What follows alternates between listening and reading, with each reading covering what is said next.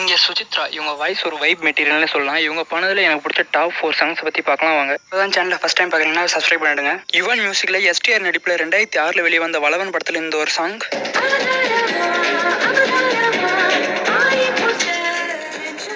பரத்வாஜ் மியூசிக்கில் மாதவன் நடிப்பில் 2003 வெளியே வந்த ஜே படத்தில் இந்த ஒரு சாங்.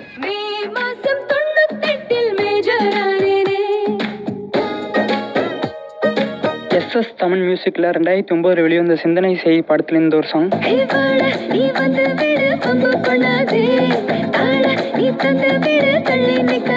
மணிஷர்மா மியூசிக்கில் விஜய் நடிப்பில் 2007 வெளிவந்த போக்கிரி படத்தில் இந்த ஒரு சாங்.